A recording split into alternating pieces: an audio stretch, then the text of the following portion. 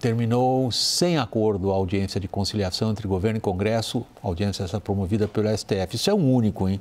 Já que estamos falando tanto de jabuticaba, esta é uma sensacional jabuticaba, o STF como Câmara de Conciliação. O impasse era em torno do IOF, o Imposto sobre Operações Financeiras. Os dois lados, Congresso e governo, o Executivo, resistiram e agora aguardam uma decisão judicial, que virá pelo relator desse caso, é o ministro do Supremo Tribunal Federal, Alexandre de Moraes. Nossa repórter Luciana Amaral tem os detalhes ao vivo. Boa noite, Luciana. Boa noite, William. Muito boa noite a todos que nos acompanham aqui no WW. Moraes, é claro, logo no início dessa audiência de conciliação, perguntou se algumas das partes ali tinham, então, disposição de fazer concessões recíprocas, mas ninguém quis ceder, viu?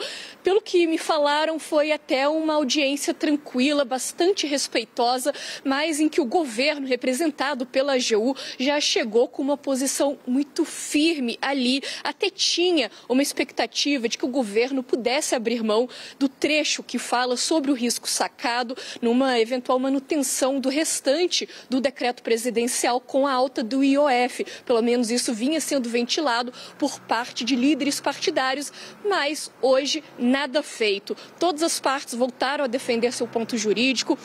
A AGU defende, então, que, claro, o presidente Lula agiu dentro das suas prerrogativas constitucionais, que o Congresso não poderia ter derrubado o decreto com o aumento do IOF. O ministro Jorge Messias voltou a pedir a restauração do decreto de Lula, disse que a medida é fundamental para restabelecer a separação de poderes. Defendeu ainda que o decreto inicial de Lula foi feito depois de muito diálogo sob a liderança do ministro Fernando Haddad. Bem, não é exatamente, é claro, como o Congresso enxerga a situação. O Congresso também defende que atuou dentro das suas competências e acusa o governo de aumentar o IOF com fins arrecadatórios, o que seria, então, um desvio de finalidade na avaliação do parlamento. A advogada do Senado chegou a perguntar se poderiam estender um pouco mais esse prazo de negociação, mas acabou não dando certo. Quem se posicionou contra foi a AGU e o advogado do PSOL.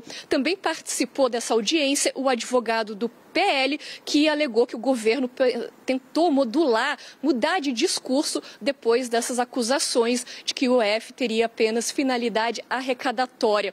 E como que tudo isso começou, todo esse embate? A gente separou agora uma arte para mostrar para vocês exatamente essa linha do tempo dessa confusão toda. Em 22 de maio, o governo anunciou que ia aumentar as alíquotas de várias operações envolvendo o IOF.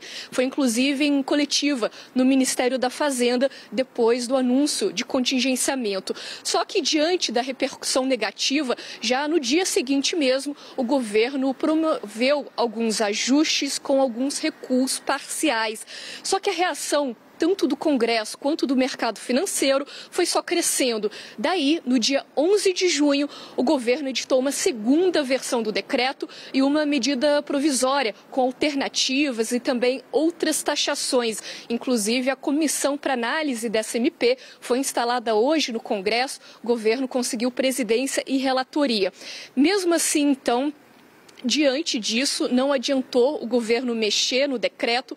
O Congresso derrubou a alta do IOF no dia 23 de junho. O caso, então, foi judicializado, chegou ao STF, que resolveu suspender todos os decretos, tanto do governo quanto do próprio Congresso Nacional. Na prática, isso faz com que o IOF não esteja com aumento, esteja, então, valendo o que decidiu o Congresso Nacional.